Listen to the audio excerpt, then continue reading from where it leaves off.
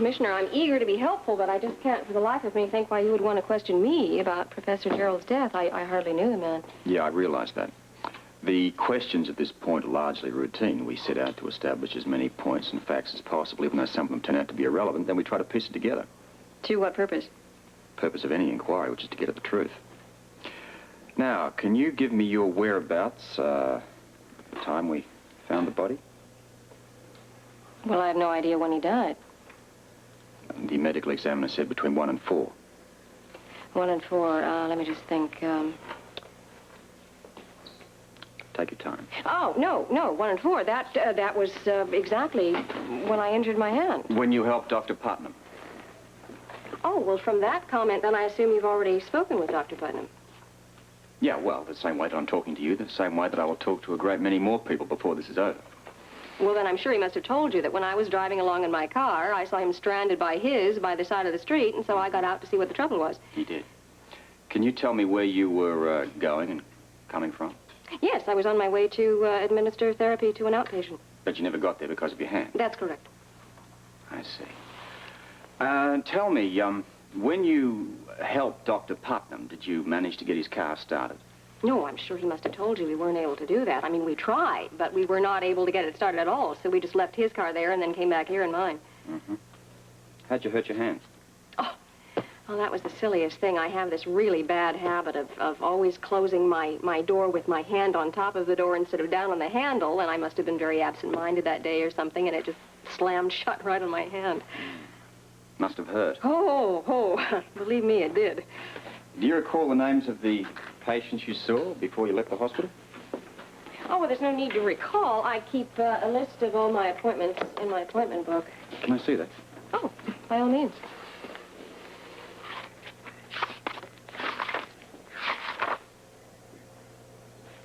It says here that you saw Luke Spencer.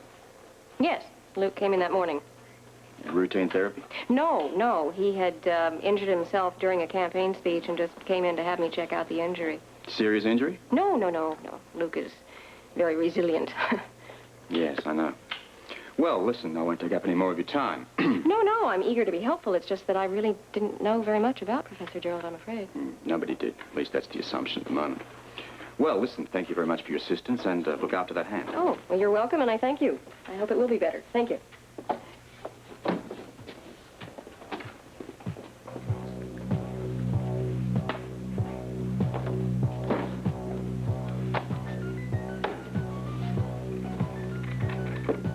Well, I hope you remember me, Dr. Bellows. I was a patient there at Indian Head Hospital right after the big avalanche. I had injured my back. Yeah, of course I remember you. John Doe, alias Luke Spencer. Yeah.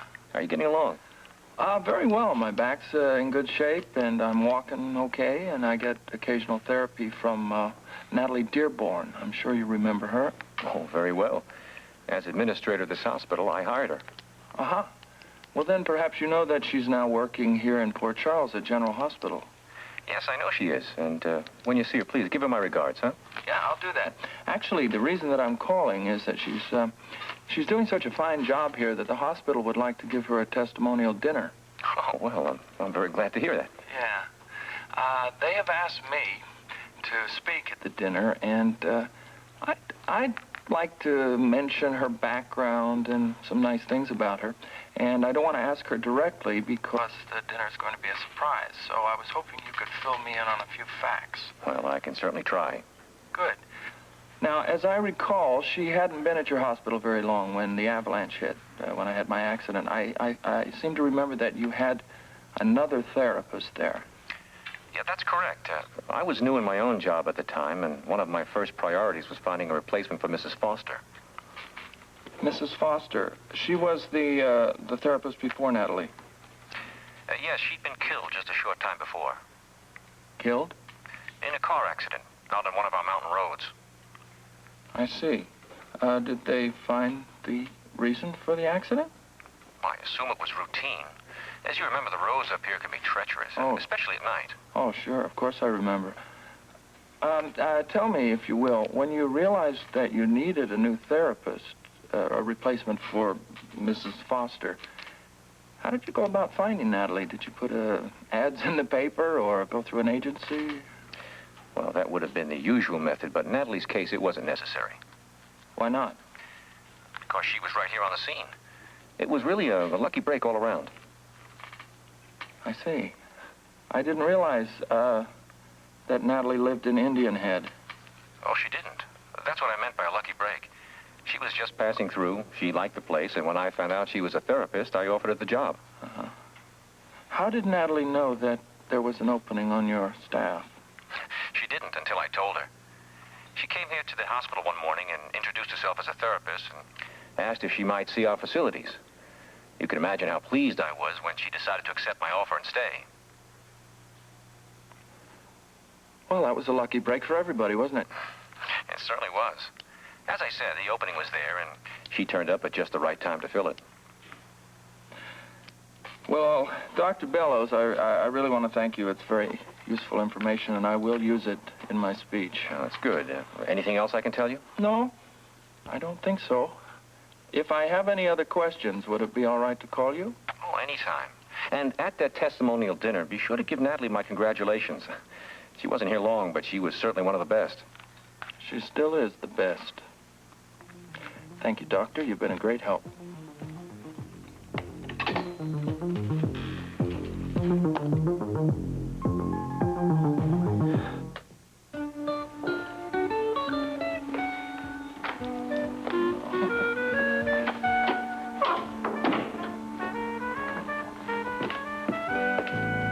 Hi. Hello. Got away a little bit earlier than I expected. Oh, I'm glad. Sit down, darling. It's nice of you to come over. I wanted to ask you a couple of questions. Sure. But what? Indian Head. Do you remember the therapist that worked at Indian Head Hospital just before Natalie Dearborn? Mrs. Foster. I knew her pretty well. And her family. They used to come in the diner a lot. Yeah. She had some kind of accident, didn't she? She was killed? Car crash? Well, she was alone in the car, but it wasn't a crash. As near as they figured, she just drove off the road. But the sheriff said that the brakes went bad, and I never bought it. I thought that was kind of a strange explanation. Why, darling? Those are dangerous roads, hairpin turns. Yeah, I know, but she knew those roads. She was born and raised there. She could have driven those roads in her sleep. With bad brakes? That's my point. Her brother was an auto mechanic. And he used to check her car regularly. There was no way that he would let a sister drive around with bad brakes. Well, what about the investigation? Didn't the sheriff look the car over or anything? There wasn't much left to look over. Car fell almost 75 feet. It was totaled. Well, that must have been quite a shock to everybody. It was a shock for us. You know, when you look at it from your point of view, it wasn't that bad. What? I don't understand. Well, when they lost Mrs. Foster, they had to replace her, and that's when you met Natalie. I mean, you always said that she was real good for you. It was wonderful. Oh, that's right, sure, she was. And I think Natalie Dearborn is the reason that I'm walking around today instead of just laying prone, alone. That's what I mean. It was luck. Yep, it was luck. Cake? You can have cake. It's all right with me. How's the dealer doing? The dealer is doing fine. You know that when you have your appendix out, that they make you get up and walk almost as soon as you come to? Rock, I'm a nurse. Yeah, I know that. He said it darn near killed him. Well, you'd be surprised at how many appendectomy patients recover. When you stopped at the desk before, you said you had problems. Yeah, I do. You know, there's a local referendum coming up, and we're only permitted to have gambling at the casino until that vote decides the issue whether we should have gambling or not to have gambling. So why is that a problem? The people of Port Charles aren't complaining, are they? Well, some of them are, you see, including your illustrious police commissioner. But he's not the one, behind all that pressure. What pressure? Well, there's an anti-gambling campaign going on across the state. Now, I don't know who's behind it, but it's mounting and it's growing, and I don't know what to do about it. Well, do you think it will affect the vote here? Well, it could. You see, the point is that even if the people of Port Charles vote for the gambling, it still has to go before the state. Well, let's hope. Yeah, let's hope. I don't know. I guess maybe you're right. Let's just hope for the best. I wish I knew who was behind all that pressure. I can understand why it worries you. You know, the last few times we've been together, you seem very preoccupied. Have I? I'm sorry if I haven't been very good company. I don't mind. Is anything else bothering you? Oh, nothing I can't handle. Ah, meaning there is something? Ah, forget about it. How's your daughter? You read me like a book. Fascinating book. Well, Terry is being her usual possessive self. Seems that she resents any woman I get serious over. Meaning me? Well, look, it's nothing to worry about. Of course I'm worried about it. She's your daughter. Yeah, well, she's going to have to learn that I have a life of my own. I mean it, Bobby. Look, I will handle it, okay? Oh, and listen, don't tell Luke about the gambling referendum problems. Why not? He's got as much to lose as you do if the vote goes the wrong way. I know, but look, I don't want to worry him until I decide how I'm going to handle it. Besides, he seems to have something else on his mind all the time. He does. I noticed earlier he seemed very preoccupied. Do you know why? I don't know why, but you're right about that. I noticed it, too. I mean, the man has got something on his mind, and I can't for the life of me figure out what it is.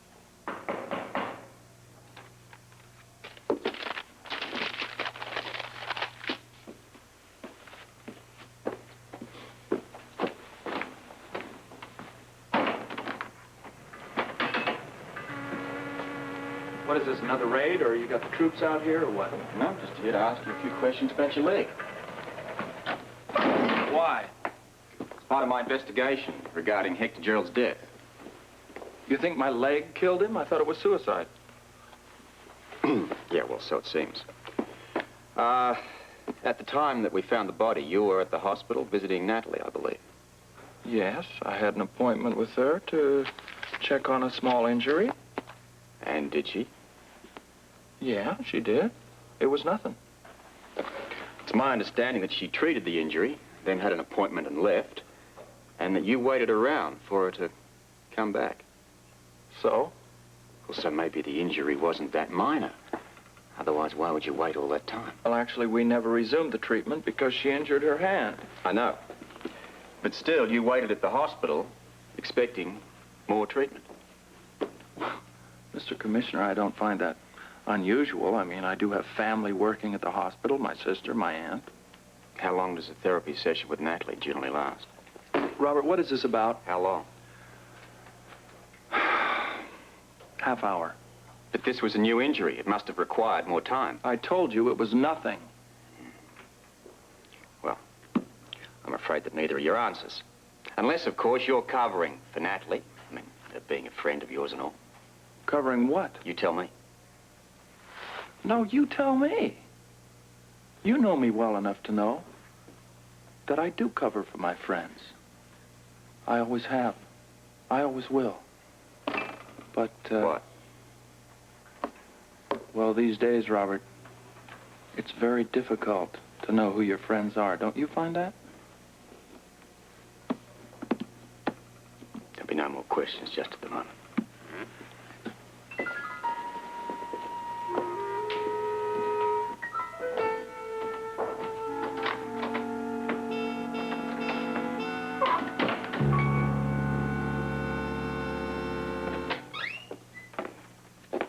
Oh, Celia, I had to drop by to tell you how sorry I am about Gerald. You and Grant must be stunned. It was a shock, yes, especially for Grant. I can imagine. He doesn't say very much, but I know exactly what he's thinking. He thinks that if he had been with Dr. Gerald, it wouldn't have taken his own life. Well, I understand why he would think that. The worst part of it, Holly, is that it's probably true. If Grant's security clearance had come through, he probably would have been with him. Well, Robert mentioned that his clearance had been delayed, but apparently it has something to do with Bunny Willis. Bunny, what happened with him? He can't be found. What? It's my understanding that Bunny Willis has disappeared off the face of the earth. Agent Harmon has the microdot in his possession. Agent Potter is covering him. ETA in Washington, $1,400. This is 1-A, over and out. Ah, Robert. Wife had to go out. She was kind enough to let me use your office. What's the news on Willis? Negative, nothing. No forwarding address, no telephone numbers? Nothing. Well, what about San Francisco, his friends, his colleagues? I've covered all those avenues, and the result is still negative. People just don't disappear. I'm going to start backtracking on Grant Putnam. Good, yes, do that. Look, I've got to be back in my Washington office by 5. Okay. If you turn up anything, could you call me? Will do. All right, thanks.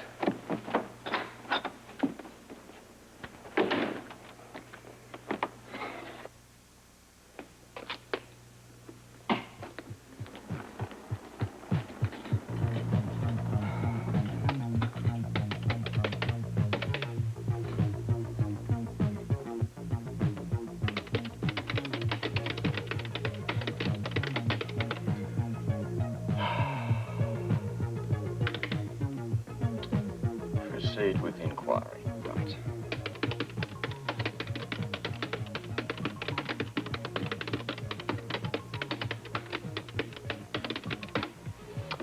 Who has made inquiries for Grant Putnam in the last 30 days? Last 2 inquiries made by Robert Scorpio? Crazy.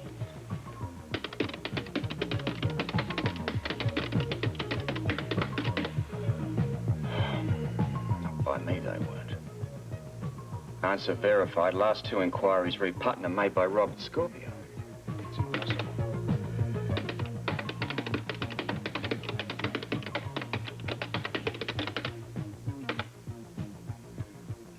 Inquiry made 4 weeks ago on August 17th, 83. Something wrong here.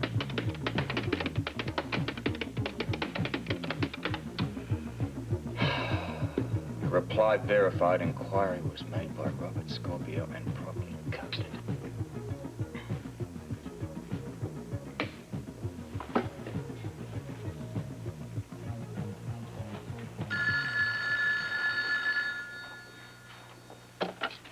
Scorpio. Robert? Yes, Connie, what is it? I've been giving it a lot of thought. I'm more convinced than ever that you were right. You know, I think it's a good thing that the disc didn't turn up. Because if it did, it would have been turned over to a mold at the WSB headquarters, and by now it'd be in the hands of the DVX. But for the life of me, I can't figure out why the mole here in Port Charles hasn't tried to deliver it someplace.